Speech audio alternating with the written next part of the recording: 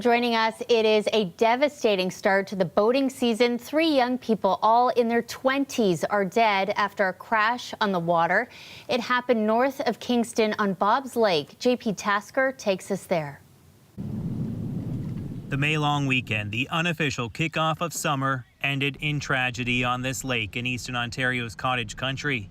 2 boats collided with devastating results. It was kind of scary, just more ambulance, police, fire department, volunteer, more than I've ever seen at any kind of incident in my life. I did not know what was going on. 3 people dead, 5 more injured, 1 airlifted to hospital. Their condition critical. First responders rushed to the water's edge after a frantic call for help around 9:30 p.m. They squeezed down this country road. Police dispatch tape reveals what they found. VSA stands for vital signs absent. We do have 2 patients VSA, 1 patient going unconscious at this time. We'll need all hands on deck. Some people were still in the water. They had to be pulled out. Police say a speedboat and a smaller open bow fishing style boat violently collided. An update from the team here. We do have a concrete dock with a fishing boat against the dock and a sports boat on top of that boat. Crews are performing CPR in the fishing boat. While officials are still piecing together what went wrong here at Bob's Lake, what is known is the collision happened after dark, a particularly dangerous time to be on the water. There's no seatbelts, there's no airbags. People can be tossed out of the boat when a boat suddenly comes to a stop because of a collision. The collision comes as cottagers return to this summer playground. Just like tragic and sad how fast something like that can happen. Shannon, the 3 people killed were just young adults, 2 women, 21 and 22, a man, 23, all of them from this area, South Frontenac, about an hour's north of Kingston. Police are not saying if there was alcohol involved or if any of the victims were wearing their life jackets. Boating experts I spoke to today say the laws need to be tightened up. It's not enough just to have a life jacket in the boat. They say all passengers should have one on when they're in a vessel like this. Right now, that's only optional. Shannon?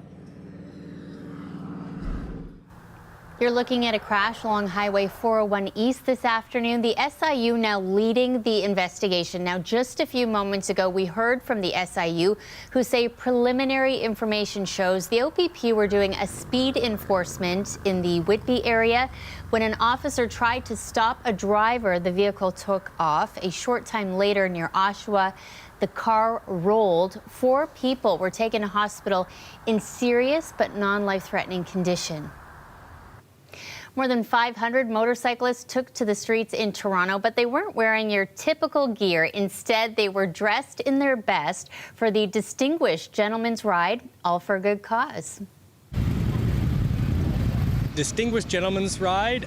It's for folks who are fans of motorcycles, specifically folks who ride vintage and classic inspired motorbikes. So we encourage both men and women, so lots of people participating today, about 500 bikes in Toronto. We encourage everyone to dress dapper, so dress to the nines, come looking good, and then ride your motorcycle as a group through the city, ideally to raise funds for Movember, but also just to create conversations around men's health as they're on their ride. I have a family member who suffered with mental health illness, and as we know, most men hide a lot of what they're going through, and so for me it was very close to my heart. Historically, men have been pressured just to sort of stay quiet and not really kind of complain or entertain these things, and I think as well there's a lot of us that are maybe a bit anxious or nervous to talk to somebody about that. Whether it's mental health or even physical issues. I think the more we can do this and raise that kind of awareness and detracts the stigma, and hopefully people can kind of come forward and start to talk about it a bit more.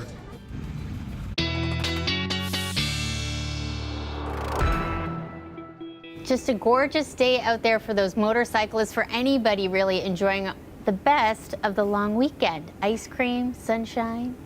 Yeah, we've really made out like bandits this long weekend as far as July-like weather at the end of May. It will continue for the next few days. The start of this shortened work week will be glorious as well. Eyes to the sky, though, will be the name of the game, as there is a non-severe storm risk, as we had today. A bunch of storms tried to make it over from the Michigan area into the Windsor and Sarnia stretch, but really it was just power showers into the late evening hours.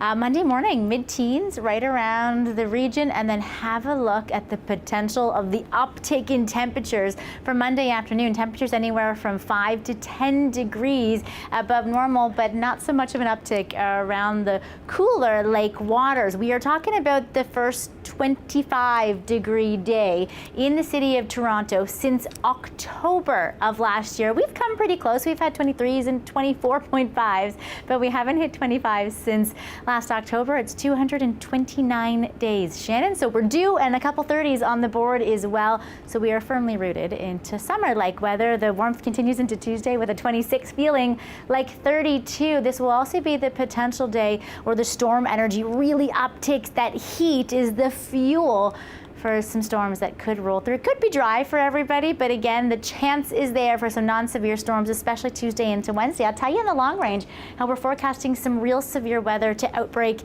stateside. We could be on the far northern edge of this. So we'll talk about that and go over the heat again in a few minutes, Shannon. See you soon. Well, turning to the fires out west in northern BC, some homes have been destroyed, others badly damaged. Sam Sampson has been tracking the fires for us. Here she is again tonight.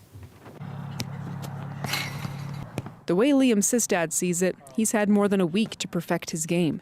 When I first heard the news, I felt like scared, like, oh wow, we're gonna have to leave things behind. But now that I'm here and that I'm like kicking a ball around outside in this warm weather, I'm actually kind of glad that we were evacuated.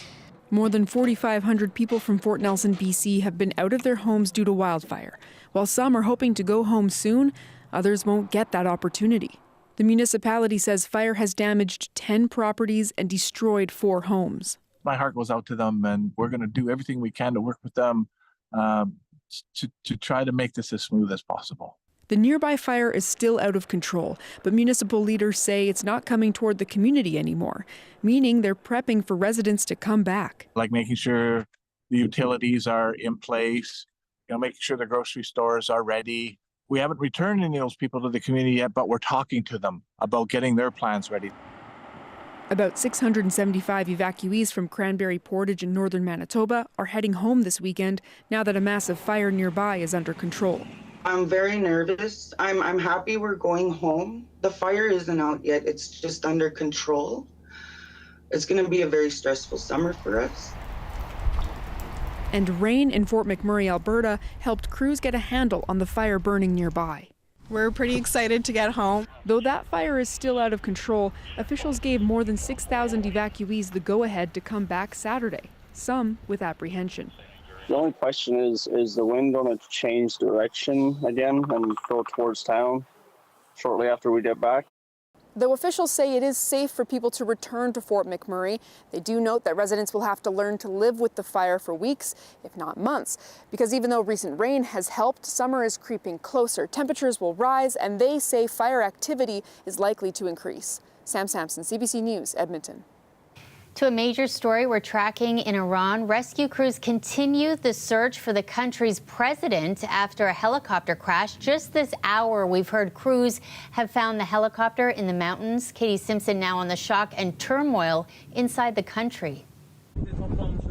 Through the heavy fog and difficult terrain, emergency crews slowly began their search for signs of life, setting up a command post and hunkering down for an effort that continued well into the night. Iran's president, Ibrahim Raisi, and the foreign minister were returning from an event along the border with Azerbaijan, the opening of a water dam. The chopper took off reportedly without incident before encountering bad weather. In an interview with state television, Iran's interior minister said the helicopter was forced to make what he called a rough landing. As that search and rescue mission began, some Iranians gathered in public to pray at the urging of the country's supreme leader. Ayatollah Ali Khamenei called this a disturbing incident, offering prayers of his own for the president and his companions. He also tried to reassure the public, saying the affairs of the country, including security, will continue as normal. The helicopter crash comes at a time that Iran, both political system, the economy, even the military, are all in crisis. Raisi was elected in 2021, leading as the country experienced high unemployment and inflation, facing intense anti-government protests over the death of Mahsa Amini, the young woman taken into custody because police said she wore her hijab incorrectly. Abroad, Iranian tensions with Israel and the West remain high, with Iran supporting Hamas and other proxies in the Middle East. This is a fraught moment for the Islamic Republic at a time that it faces more challenges on so many different fronts, all at the same time. Experts warn it's too early to say how this could impact the war in the Middle East. U.S. President Joe Biden has been briefed on the situation and is monitoring developments. Katie Simpson, CBC News, Washington. It is the May 2-4 weekend, the unofficial start of summer. Lane Harrison spent the day soaking up the beautiful weather. Tonight he's at Canada's Wonderland. Hey, Lane. When people think Victoria Day, they think fireworks, and we are getting an early start on those festivities here at Canada's Wonderland. Now, all across the GTA, people have been out and about today enjoying this beautiful long weekend.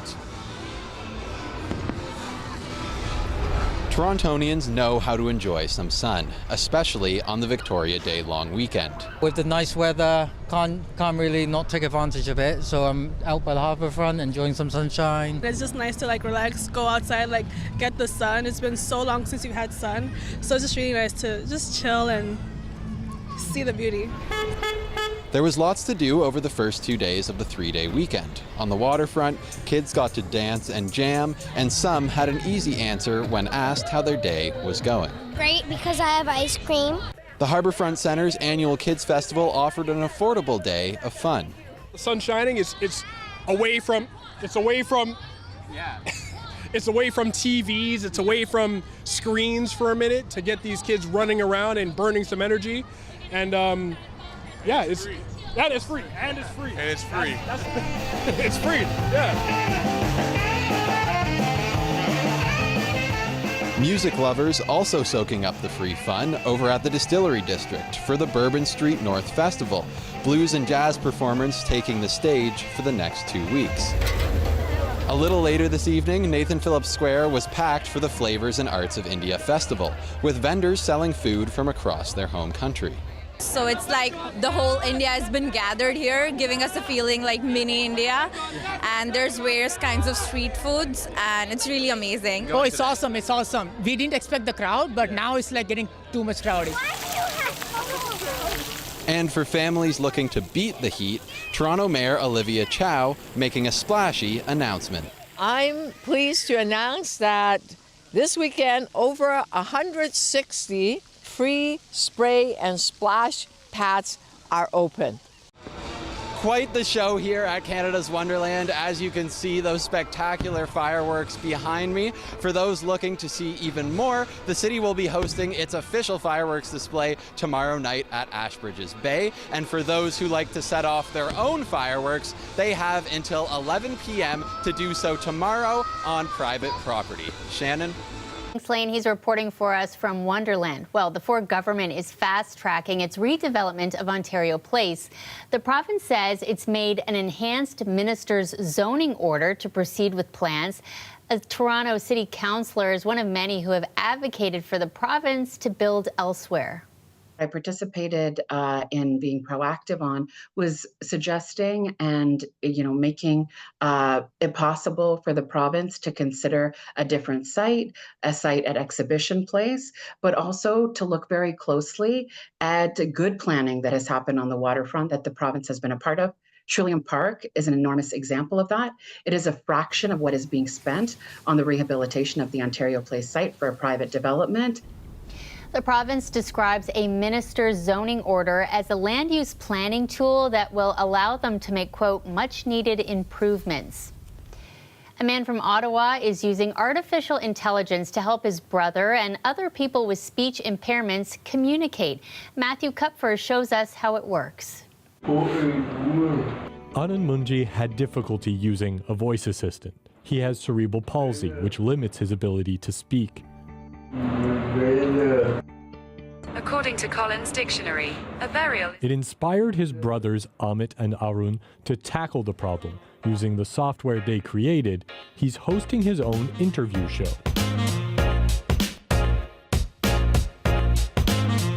Arun welcomed me into his Kannada home, and we connected with Anand by Zoom in India. Hi Anand, it's Matthew from CBC. Thanks so much for doing this. I'm very nervous. I'm very nervous. Just be yourself. I Hear You works in two parts. First, voice recognition that turns Anand's speech into letters. Second, it takes those letters and tries to match them to words and sentences. The artificial intelligence comes in here, constantly learning from Anand's speech. They're still working out some kinks, like when I tried asking Anand the time. It's 10 p.m. Okay. Poem. Yeah, it's a poem. So it's 10 p.m. turned into it's a poem. Yeah. When he starts speaking, we start decoding the words. And you see 3 dots, which means that it's still not finished. Because this is completely open and it doesn't know the context, what we are talking about, you might see some words being showing Sneaking in. For his interviews, Anand practices his questions and fine-tunes the second part of the model with context ahead of time. Here's what he prepared to say about the impact I Hear You has had on him. It made me talk to people in my voice.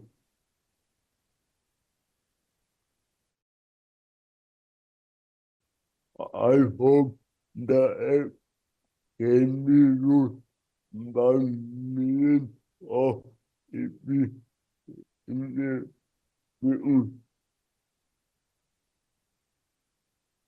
The brothers have already set up a handful of other users. They hope it can be adapted to work with other technologies, things like Siri and Alexa, the same way they've integrated it with Zoom. What we did was get Anand to use it so we get first-hand experience of all the problems and how we can overcome them and see how we can actually use them. After 6 years of work, there are still some surprises. How do you feel about your brothers having helped make this thing for you? I'm going to help me. I've made the and made proud of my brother. It got it. That's what he said. Hey. I mean, that's a nice thing for you to see on the screen. Yeah, I'm impressed. The flag, Summer McIntosh in lane number 5 to the wall, 2:07.06. So close to that Canadian record mark. That is 17-year-old Summer McIntosh once again making a splash, winning the 200-meter medley. She's now qualified for 5 individual events at the 2024 Paris Olympics. She is just one of the powerhouse team Canada is sending to the Games. In fact, there's 12 swimmers from our province that have made the final roster after the Olympic trials this week. Philip Lishanek is poolside and has more on all the excitement. Jeremy Bagshaw knows the pressure of this moment. He's already tried to make Canada's Olympic swim team 5 times. The one thing that was always missing from my resume was always an Olympics. So getting to miss, and then I missed out, I think, in 2016 by a couple hundredths of a second, missed out again in 2021 at those trials. Now 32 and a med school grad, he gave it one last try. I knew I still had it in me to compete at the Olympics, was a huge part of it. Was just kind of trusting myself and knowing that I had it somewhere inside of me that I could do it. And he did. He's headed to Paris with a powerhouse team of Olympic stars like Summer McIntosh, Maggie McNeil, Penny Alexiak, and Josh Liendo. There's some dreams being made and some dreams just falling short. You also have kids who are making their first ever appearance at a trials here, but they're going to soak up the experience. 800 competitors came from across the country to swim in this pool to win one of 50 spots on Canada's Olympic and Paralympic swim team. Some record-breaking performances left the next generation feeling inspired. I mean, I've loved swimming since I was a little kid. I used to play hockey, but swimming I fell in love with the sport more. It would be fun to go to the Olympics. I'm close to coming to this meet. I'm really excited to go. I really want to make it for next time. Swim Canada says it has a high-caliber team, and while it expects to face tough competition in Paris, Canadian swimming is in a new golden era. Philip Lechanok, CBC News, Toronto. The long weekend fun continues. Just last hour, fireworks lighting up the night sky in Niagara Falls. This weekend kicks off what's believed to be Canada's longest-running fireworks series throughout the summer. So if you missed it in person, don't worry, there's plenty of opportunity to enjoy them. The show is scheduled every night at 10 p.m. throughout Thanksgiving in mid-October, as long as the weather cooperates.